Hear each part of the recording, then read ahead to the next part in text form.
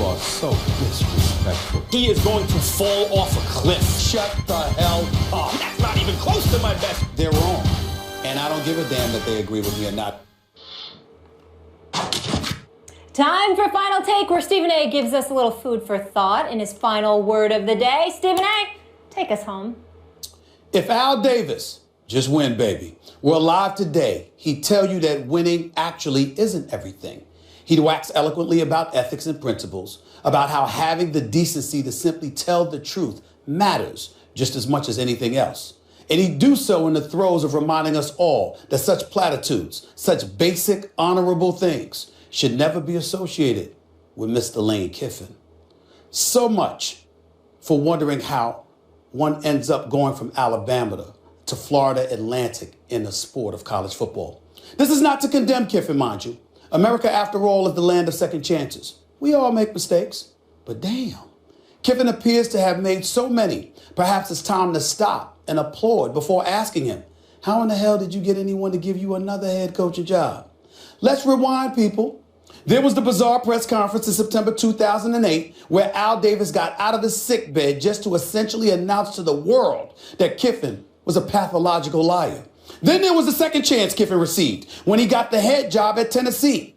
He promptly called out Urban Meyer, then the coach at Florida, before he could pass gas. Then he lost to him. Then he left for USC, reneging on a promise to stay at Tennessee. They still don't want this man in the state, y'all. Of course, we all know what happened, what followed.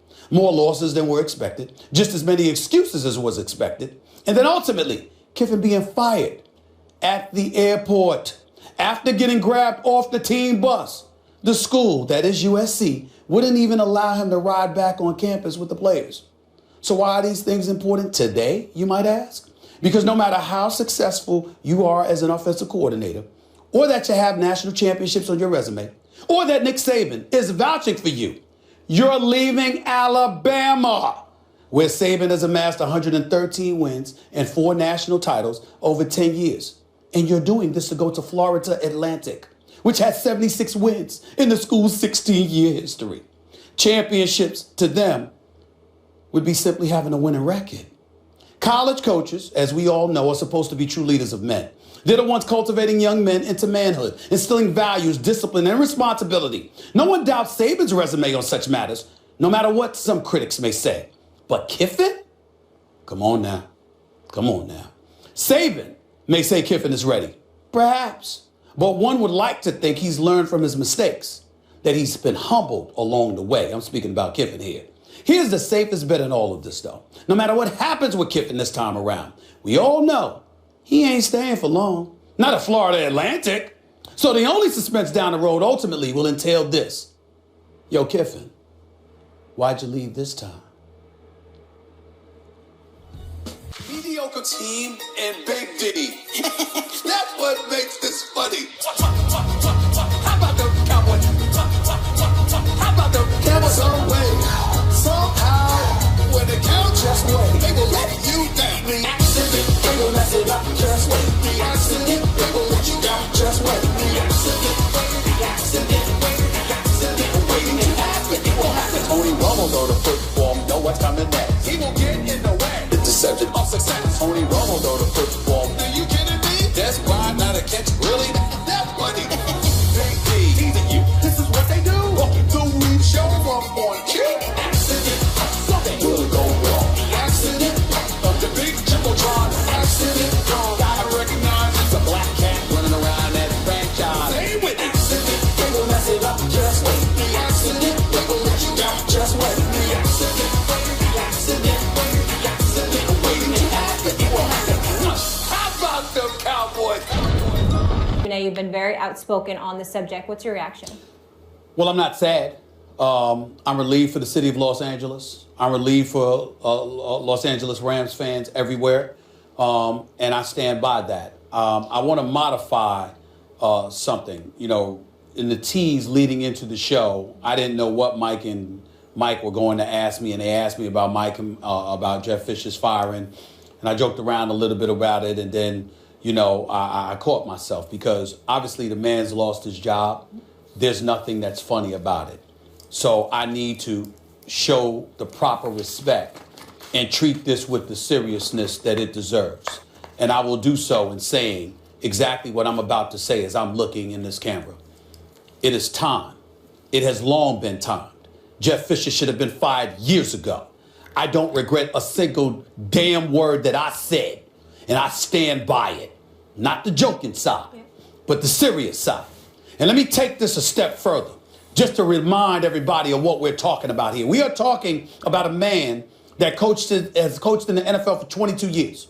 We are talking about a man that has not won a playoff game since 2003. We are talking about a man that has not had a winning record in 7 years. We are talking about a man that has a resume that is so atrocious, it elevates the importance of the Rooney Rule because it illuminates and highlights even more so why there's such a problem when it comes to the issues of hiring as it pertains to minorities or anybody else.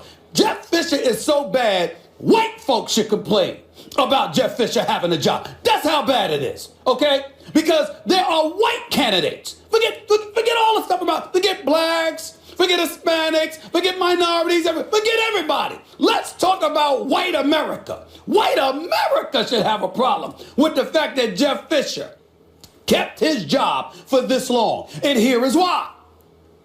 Ladies and gentlemen, I ask of you, in all seriousness, how in God's name are folks on the come up, regardless of what your ethnicity is supposed to get an opportunity when a man who has failed, who has missed the postseason in 16 seasons out of 22, how in God's name is somebody else supposed to get a chance when that man is allowed to keep his job?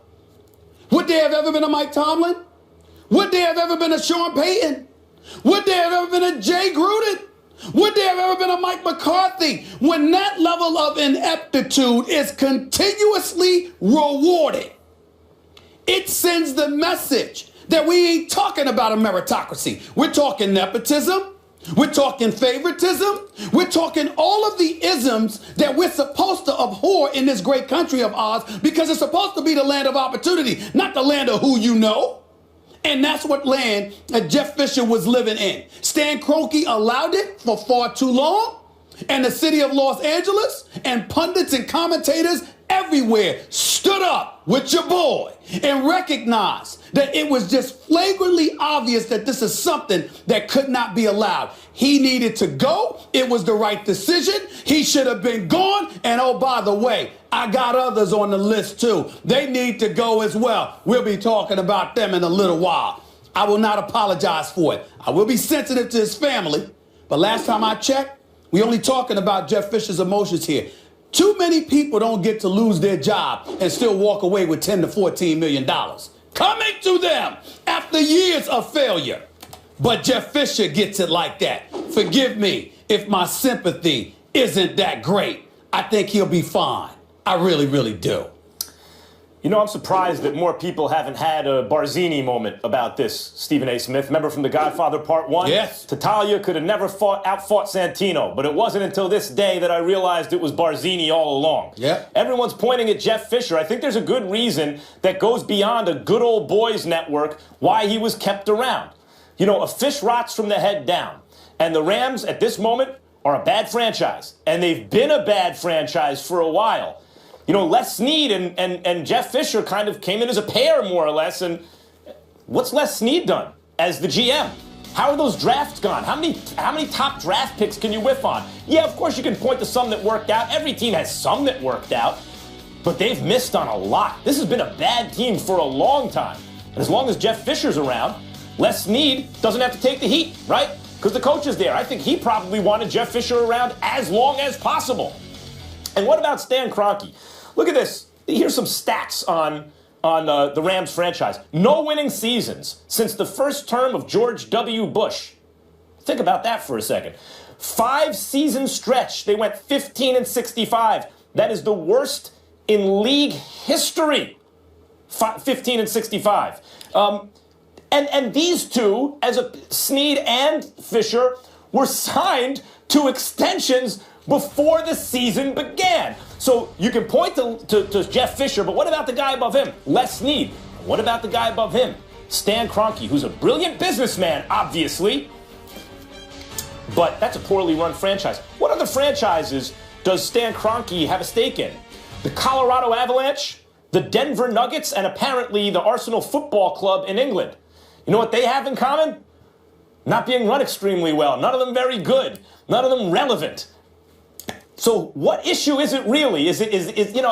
When I look at it, Jeff Fisher is Tattaglia, and Barzini is actually Stan Kroenke, or at least Les Snead. And I think in Fisher's absence now, we will see the focus shift to the next guy up on the ladder, which is Snead, and then after that, you got to look at the owner. Fish rots from the head down, and what we have here is a rotten fish. Well, let's be clear about a couple of things, Max. Number one, he had Steve McNair, rode those coattails to a Super Bowl appearance, coming within a yard and a half or so of capturing a Super Bowl title. And ever since then, he came across as somebody who was better than the players. I know he had a reputation as a player's coach, but I don't see how you could have a reputation as a player's coach if you are somebody that can't get the players to perform for you. That's number one. Number two, I think it's important to point this out. Do you know, Max, that even on the way out the door, Jeff Fisher was actually done a favor? Because his loss last week tied him with Dan Reeves to being the losingest coach in the history of the NFL. Another loss this week against the Seattle Seahawks, which is surely coming, by the way. A loss to the Seattle Seahawks this week will have officially made Jeff Fisher the worst, most losingest coach in NFL history. Not to say that Dan Reeves is that way, because Dan Reeves went to a couple of Super Bowls, but you get where I'm coming from. My point to you is this. These are the kind of things that happen. And I think it's very important to point this out. My issue, I'm not up here trying to get people fired.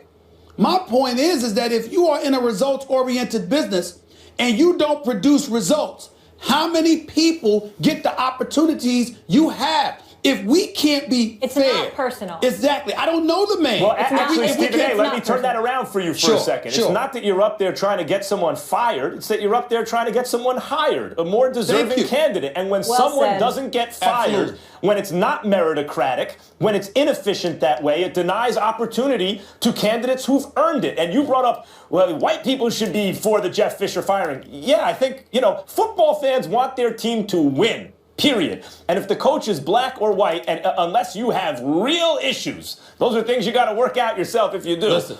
They don't care what color the coach is if the football team is winning. At least they should. Listen, let me tell you something right now. I think Marvin Lewis should have been gone years ago, okay? It ain't about no damn ethnicity. It's about results. I think he should have been gone years ago. But it's pretty hard to make that argument when a man goes to 5 straight playoff appearances when you keep Jeff Fisher employed. And it's pretty hard for dudes on the come-up who work their tails off, black, white, and otherwise, all throughout the NFL and throughout college sports. It's pretty hard for them to get an opportunity when you got individuals like Jeff Fisher who are allowed to keep their job. I'm sure there's some role he can play. I'm sure he's a smart football mind, and there's some kind of contribution that he can make. I'm not saying the man doesn't deserve a job. I'm saying he does not deserve to be a head coach in the National Football League. He has had his time. It has long been over, and thank God it's finally official.